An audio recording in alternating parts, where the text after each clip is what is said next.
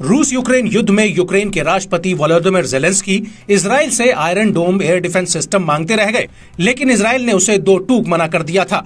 यहां तक कि इजराइल के पीएम बेंजामिन नेतन्याहू ने यह भी कहा था कि वो यूक्रेन को सैन्य सहायता नहीं देंगे। हालांकि नेतन्याहू ने यूक्रेन को मानवीय मदद जरूर भेजी थी और इजराइल ने यूक्रेन को आयरन डोम इसलिए नहीं दिया था क्योंकि वो रूस के राष्ट्रपति व्लादिमीर पुतिन को नाराज नहीं करना चाहता था। दरअसल रूस का सीरिया के आसमान पर अच्छा खासा कंट्रोल है और सीरिया में हिजबुल्लाह और ईरान के आतंकी संगठनों के ठिकानों पर इजराइल हवाई हमले करता है, लेकिन वो रूस को इसकी एडवांस में जानकारी भी भेजता था। लेकिन इजराइल हमास युद्ध के बाद ऐसा लग रहा है कि अब पुतिन और नेतन्याहू के बीच दरार आ चुकी है और यही वजह है कि इजरायली सेना बिना रूस को सूचना दिए सीरिया पर लगातार हवाई हमले कर रही है। और रूस के डिप्टी रक्षा मंत्री मिखाइल बैगदानोव का कहना है कि आमतौर पर इजराइल हमलों से पहले हमें इसकी सूचना देता था, लेकिन अब हमला होने के बाद हमें इसकी सूचना मिल रही है। और सीरिया में इजराइल के हमलों से ऐसा लग रहा है कि हमास के बाद अब सीरिया इजरायली सेना के टारगेट पर आ सकता है। लेकिन अमेरिका नहीं चाहता कि इस युद्ध में सीरिया या फिर ईरान शामिल हो।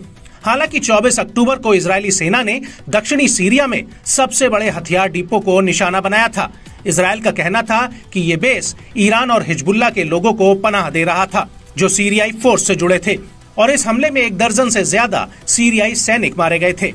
इसके अलावा इजराइल ने एक एयर सर्विलांस राडार को भी तबाह किया था और इन हमलों से पहले इजराइल ने इसकी सूचना रूस को नहीं दी थी। वहीं 30 अक्टूबर 2023 को इजरायली लड़ाकू जहाजों ने दक्षिणी दारा प्रांत में एक हवाई हमला किया था और कहा था कि सीरिया ईरान और उसके सहयोगियों को इजराइल बॉर्डर के पास ऑपरेट ना करने दे। इसके अलावा इजराइल ने दमकस और ओलेप्पो में 2 हवाई अड्डों को कई बार निशाना बनाया है। लेकिन बड़ी बात यह है कि 2015 में सीरिया युद्ध के समय रूस ने हस्तक्षेप किया था।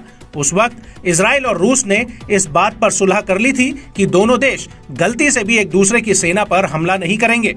लेकिन इजराइल सीरिया में हिजबुल्लाह के आतंकियों को रोकने के लिए लगातार हमले कर रहा है और यही वजह है कि लेबनान बॉर्डर पर इजराइल और हिजबुल्लाह एक दूसरे पर बमबारी कर रहे हैं।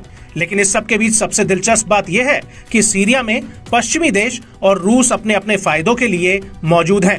इनमें से अधिकतर देशों ने इस्लामिक चरमपंथियों के सफाये के लिए सीरिया में अपनी सेनाएं भेजी हुई हैं। सीरिया में अमेरिका के 1000 से ज्यादा सैनिक हैं।